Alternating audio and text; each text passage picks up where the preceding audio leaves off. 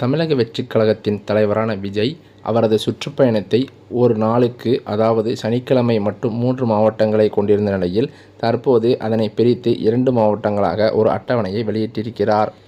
நடிகர் விஜய் தான் நடிக்கும் ஜனநாயகன் படம்தான் கடைசி படம் என்று அறிவித்திருக்கிறார். தற்போது முழு நேர அரசியலில் இறங்கியிருக்கிறார் தளபதி விஜய். ஆனால் அவர் அரசியல் ரீதியாக வெற்றி பெறுவாரா என்ற கேள்வி பரவும் எழுந்து வருகிறது. அது மட்டுமல்லாமல், ஜனநாயகன் படத்திற்கு பின் வேறு படங்களில் நடிக்க மாட்டேன், தொடர்ந்து அரசியலில் நீடிப்பேன் என்று விஜய் கூறியிருப்பதும் குறிப்பிடத்தக்கது.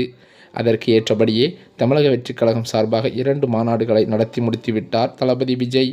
தற்போது மக்களை சந்திக்க சாலை பயணங்களை மேற்கொண்டு வருகிறார் என்பதும் குறிப்பிடத்தக்கது. தமிழக வெற்றிக் கழகத்தின் தலைவர் விஜய் தனது மக்கள் சந்திப்பு பயணத்தை அடுத்த ஆண்டு பிப்ரவரி மாதம் வரை நீட்டித்துள்ளார்.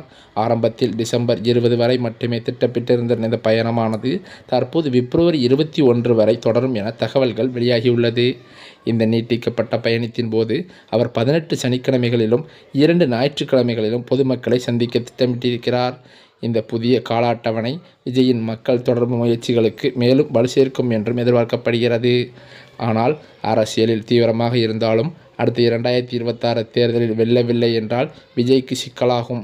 ஏனென்றால் முதல்வராகவும் இல்லாமல் சினிமாவிலும் இல்லாமல் போனால் விஜய்க்கு மவுசு குறையும். எதிர்க்கட்சியாக அவர் சமாளிப்பது கடினம்தான். விஜயை திரையில் பார்க்காமல் 5 வருடம் ரசிகர்களும் ஏமாற்றம் அடைவார்கள். விஜய் முதல்வராக முடியாத பட்சத்தில் அவர் சினிமாவிற்கு திரும்புவதே சரியாக இருக்கும் என்றும் பல அரசியல் கட்சி தலைவர்களும் விமர்சித்து வருகின்றனர். நடிகர் விஜய் ஒரு பக்கம் அரசியலில் தீவிரமாக இருக்கும் நிலையில், இன்னொரு பக்கமோ அடுத்த படத்திற்கான கதையையும் கேட்க தொடங்கிவிட்டதாக ஒரு சில தகவல்கள் வெளியாகி வருகிறது. விஜய் மீண்டும் வர வேண்டும், சினிமாவில் நடிக்க வேண்டும், சினிமாவிற்குள் மீண்டும் ரீஎன்ட்ரி கொடுக்க வேண்டும். விஜய் முடிவால் தமிழர் திரையுலகத்திற்கு பெரிய சிக்கலாகி இருக்கிறது. சரி, இதெல்லாம் ஒரு பக்கம் இருக்கட்டும். ஆந்திர துணை முதல்வரான பவன் கல்யாண் துணை முதல்வரான பின்பும் கூட சினிமாவில் நடித்து கொண்டிருக்கிறார். அடுத்த படத்தில் கூட அவர் சைன் செய்துள்ளாராம். அதிலும் பவன் கல்யாண் நடிக்கும் அடுத்த சில படங்கள் 2 பாகங்களாகவும் வருகிறது. விஜய் எப்படி நடிக்க வேண்டும்?